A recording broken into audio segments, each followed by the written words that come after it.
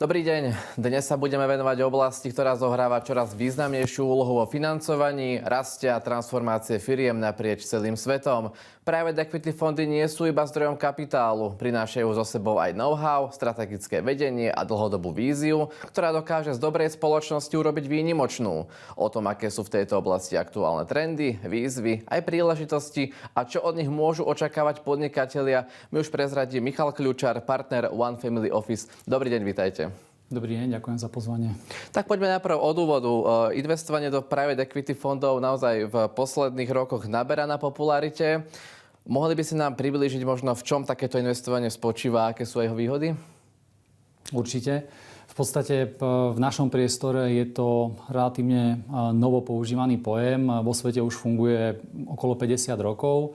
Ak sa bavíme o tých prapôvodných zakladajúcich správcoch private equity fondov, treba povedať, že veľmi úspešne počas tohto obdobia tam investujú penzíne fondy, rôzni inštitucionálni investori, veľké štátne fondy, tzv. Sovereign Wealth Funds, univerzitné nadácie typicky v Spojených štátoch a celá poisťovne, skrátka celá paleta inštitucionálnych investorov. Treba povedať, že toto odvetvie od roku 2000 rastlo 20-násobne. Hej. To znamená, stále potvrdzuje tú atraktívnosť pre investorov a rastie aj v posledných rokoch. A treba povedať, že tí investori podľa všetkého stále majú záujem pretrvávať a dokonca navyšovať svoje podiely v rámci private equity, ak sa bavíme o podiele v ich investičnom portfóliu. Podľa Barclays Capital, jeden z ich posledných reportov, podľa prieskumu hovorí, že v podstate 79% týchto investorov sa v najbližších rokoch plánuje navýšiť tento podiel. V podstate, čím je ešte to odvetvie zaujímavé v poslednom období, alebo čo podporuje tú jeho popularitu, je to, že v podstate je tam celá rada legislatívnych zmien, jak v európskej legislatíve, tak v ostatných svetových legislatívach, ktorá podporuje viac investícií do tohto odvetvia alebo týmto štýlom. Taktiež tie fondy, alebo ak sa bavíme o správcoch private equity fondov, sa snažia ísť viac v ústrety aj k tým bežným investorom, to znamená aj k rodinám a investorským jednotlivcom. A potom je tam dôležitá vec, aký by za tých posledných rokov úplne v podstate vzniklo nové odvetvie v rámci toho, alebo subodvetvie v rámci private equity, a to je sekundárny trh, kde sa môžu zmeňovať podiely týchto zahraničných private equity fondov.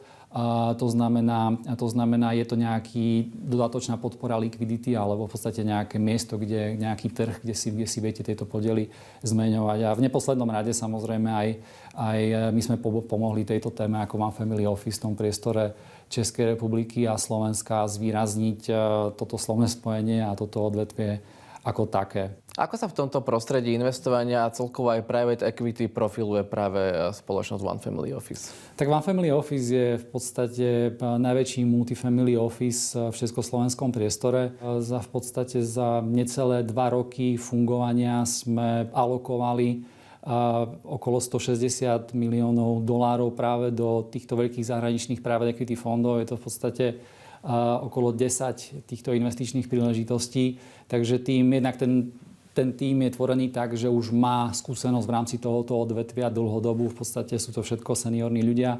Tak samozrejme z prvej ruky investovať do týchto fondov dodalo tomu tímu ešte nejaké aktuálne a priame skúsenosti na tom trhu. Popri tom sme vytvorili ešte aj fond pre kvalifikovaných investorov. K tomu sa dostaneme, kde v 5. mesiaci fungovania máme okolo 200 investorov a v podstate 40 miliónov dolárov investovaného kapitálu. Takže veľmi sa tomu venujeme, udržiame priamu komunikáciu s tými najexkluzívnejšími zahraničnými fondami.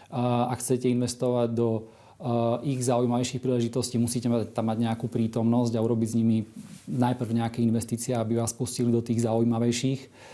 A snažíme sa samozrejme mať kontakt aj na, ako som spomínal, na sekundárnom trhu. To znamená, že sme v aktívnom kontakte s tými sprostredkovateľmi a snažíme sa tak vyberať pre nás tie najzaujímavejšie investičné príležitosti. A v podstate touto skúsenosťou tá sa pretavila do toho, že sme vytvorili aj fond kvalifikovaných investorov, regulovaný pod Českou národnou bankou.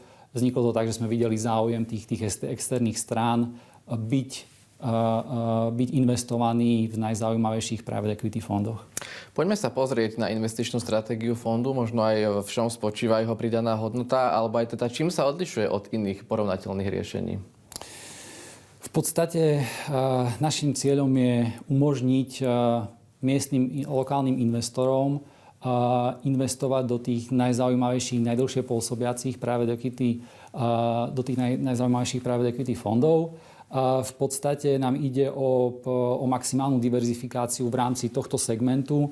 To znamená, snažíme sa mieriť na private equity fondy, a správcov private equity fondov, ktorí fungujú dlhodobo, majú nadštandardné výsledky. Spravidla sa pohybujú v prvom, druhom výkonnostnom kvartíle, to znamená nad tými 15%, čo je priemer private equity odvetvia ako celku.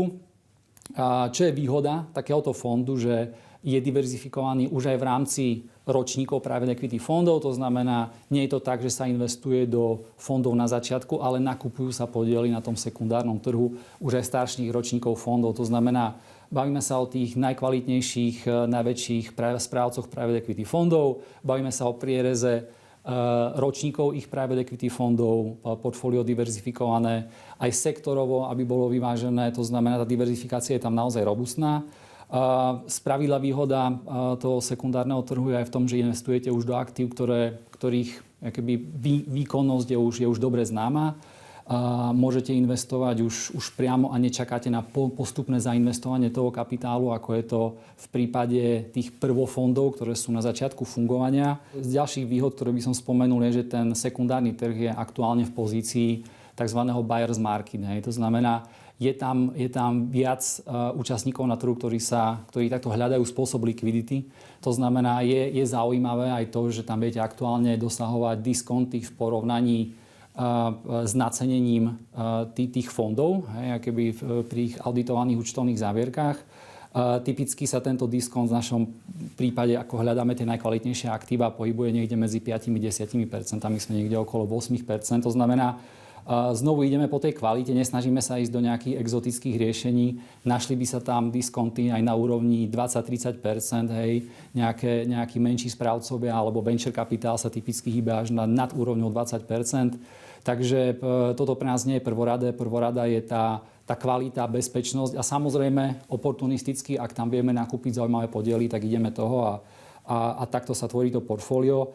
V neposlednom rade by som ešte spomenul, že zameriavame sa len na private equity v zmysle kúpa spoločností. Správca kúpi spoločnosť, ktorú zveľadí a následne ju predá. To znamená, snažíme sa tam nemať žiadne prímesy real estate, private credit, to znamená žiadnych poddruhov private equity. Chceme, aby to bolo čisto orientované len na správcov private equity fondov, tzv. Buyouts, to znamená nakupujú spoločnosti, ktoré zveľaďujú a neskôr predávajú nič iné.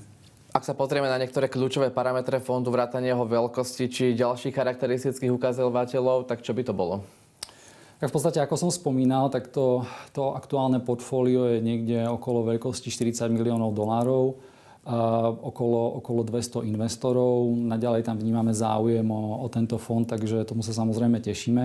V podstate aktuálne to portfólio je diverzifikované asi do 40 správcov private equity fondov, rádovo 60 fondov, rádovo cez 800 podkladových spoločností, takže naozaj robustná diverzifikácia. Ako som už spomínal, snažíme sa ísť len po tom prvom, druhom výkonnostnom kvartíle, to znamená tou lepšou polovicou private equity odvetvia, ktorú sme schopní vyberať a kontaktovať, mať s nimi tú investorskú spoluprácu práve na základe toho, že s nimi investujeme. Čo sa týka parametrov tohto fondu je, že cielime na neto výnos po poplatkoch pre investora na úrovni 10-12% neto. Je tam možnosť kvartálneho výstupu z tohto fondu, to znamená, investor môže vstupovať do fondu na mesačnej báze.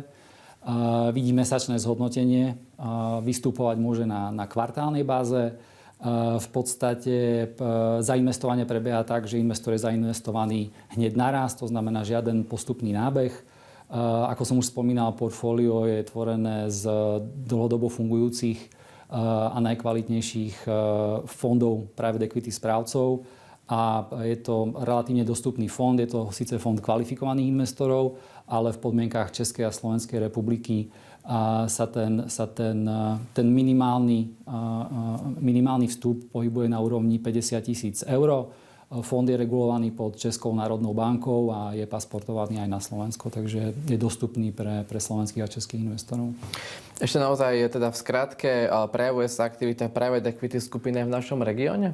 Aktivita private equity skupín v našom regióne určite, ale nazvime to nejakej primeranej veľkosti.